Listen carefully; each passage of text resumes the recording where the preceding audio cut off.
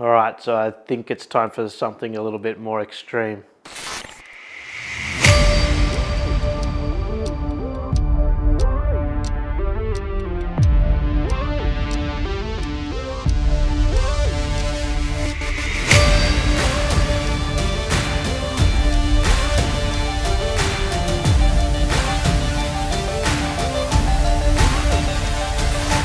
So I've spent the last two videos crapping on about how good the Pusher 25 is, but I did bring up at the end of the last video one of the small fallbacks with it, and that is the fact that, you know, when you take it out over the open ocean and expose it to those environmental conditions, it just struggles a little bit too hard. So as I said, that was a big goal of mine. So once I'd done it, there was a need to get the right tool for the right job, and at the time, the right tool was the iFlight Nazgul Evoke F5.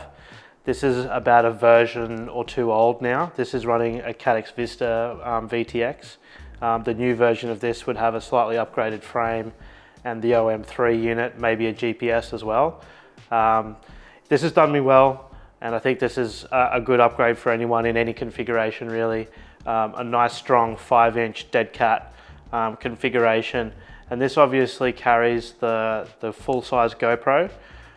This has a 6S battery capability as well, so it has nice, strong, efficient flight. So I've found it really capable out over the water, and in any space where you've got a lot of room to move. It's really agile, and it's great for freestyle. It doesn't have any of the lag or sort of inconsistencies that you notice with the Cinewhoops. I've noticed it to be a really good drone so far. So to overcome those environmental conditions, I've found the best idea is to just get a bigger drone. All right, I'm pretty excited. Today's the day I've got my first 5-inch FPV. I started off with the 3.5-inch. That was the ProTech 35 HD, and that was really awesome. But I busted that, and when I busted that, because I needed to fly in more confined spaces, I went to something smaller. I went to the 2.5-inch, and that's been really awesome. I've been a really big fan of that, but it's just underpowered in some of the situations I want to use it in, around the beach and in more open spaces. So I need to get something bigger. 5 inches is the natural progression. So it was time to bite the bullet. And I kept with iFlight, keeping it real with iFlight. They've been really good to me, so I thought I'd go with them again. The guys at Phaser FPV and another mate of mine also recommended it, so I've been really happy. So this is it here. It looks pretty beasty, all green and stuff, and it's a very solid build. It feels very good, and it's got all the right gear in it.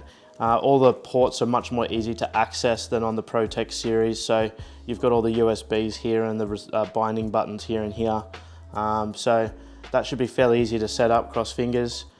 So yeah, I'm gonna go ahead and do that. But before I do that, I obviously needed to get some accessories for this, and this is usually where it gets difficult. So when I did accessories for this one, I went to my friend Dan, who's already got one of these, and he has suggested that I get these adapters because what these do is these are 3D printed ones, and these keep a more solid connection to the drone, and they keep the camera a bit safer on the back from battery impacts when you crash. So I've got that in two different variations, one a 30 degree and one a 15 degree. So yeah, I'll be able to test them out as well. One of the most important things obviously when you're doing this and getting a new drone, I needed new batteries.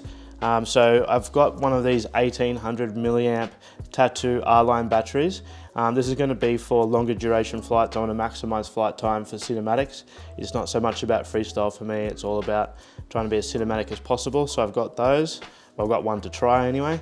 And then I've got these smaller 1400 milliamp ones. So I'm going to test the difference between flight times with these and decide which batteries I'll go with in the long run. To hold these bigger, heavier batteries in is recommended to me as well to get these stronger straps. These are really good to keep everything safe and in place. You probably need a couple of them just so when you crash you don't end up in too much strife. Like I said, I'm planning to crash a little bit, so I'm going to need some extra props. So I went with the HQ props. These are 5135 specification, and they should be fine to replace the Nazgul ones when I've gone through those.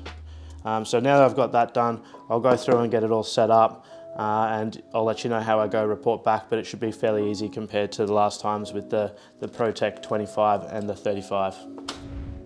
Alright, so for the first little part here, I think what I'm going to do is just use the Stocko battery strap here just to fix the battery in while I do all the setup. So I'm pretty sure that'll be what I do. So that's ready for me to plug into this. I really like this built-in XR60 connection. I think that keeps a lot of wires and stuff from being compromised, so that's good. So now that that's there, I might power it up and bind the receiver first. So to do that, I need to create a new model in my controller, so I'm going to go ahead and do that. I've done that in a previous video, and I might do a video just on that one day. But if you have any questions, just hit me directly on that. So I'm going to go ahead and do that now. Alright, so I've just attached the antenna for the VTX because I realized once I'd plugged the battery in, you really shouldn't plug a battery in without putting that on first. You should always have your antennas plugged in. So I'm going to go ahead now and test the Caddx first and just see if that's working.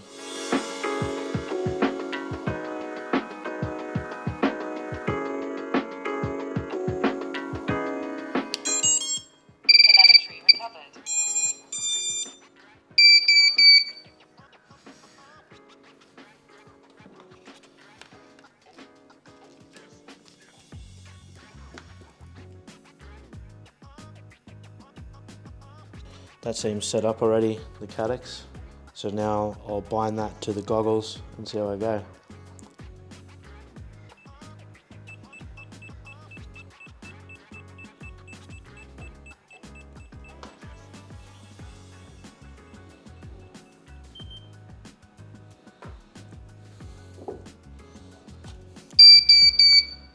We have action. You. Alright, so after this, I'm going to go in and put in all the little files you need in order to get the right settings for the VTX. But for now, I'm going to move on and just configure the controller because being able to fly is more important than doing the higher quality settings. So I'm going to go do that now. So I finally have the controller bound. It just took me a few times to just keep redoing it over and over again until it actually bound. You can tell because it gets a solid green light, so I'll activate it now and show you.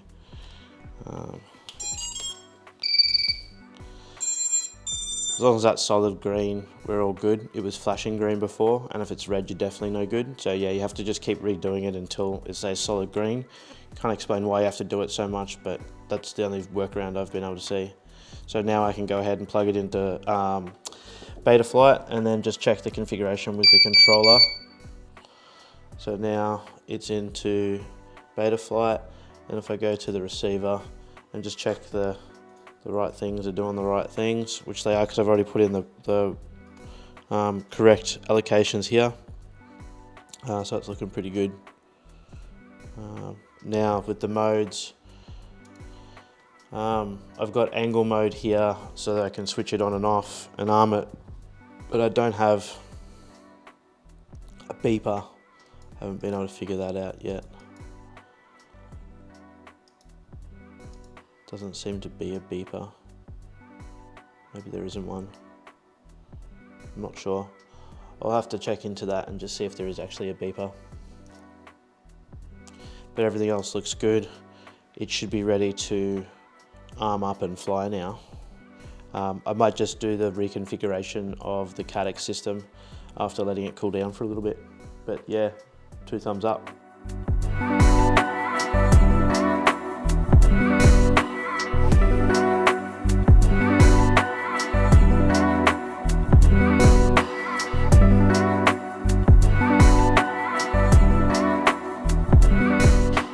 Finishing touches. Looking good. That's pretty much how it's going to look like. So now what I'm going to do, now it's cooled down, I'm just going to power it up and see if everything looks like it's needing to, and I just make sure the controller's working really.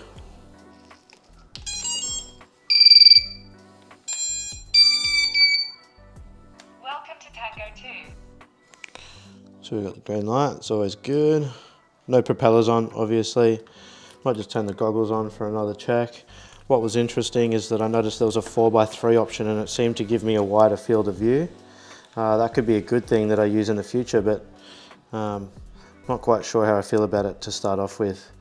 This looks like more what I'm familiar to. Looking good there. Kept all the settings.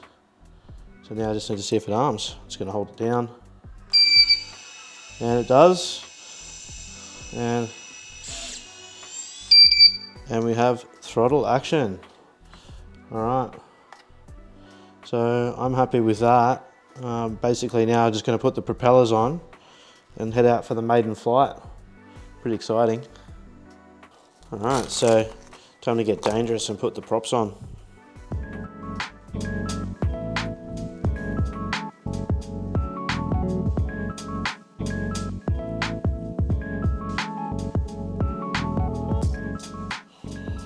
Alright, looking pretty good. I'll gear it up so it's ready to go when we get on site. Save us a bit of time there. The battery takes a little while to put on. So today I'm going to start flying with the Hero 7. That's the same one I've been using with the ProTech 35. I'll do that to start off with. It's a little lighter and I also don't care if I smash it, just doing something silly, so I'll start with that for now.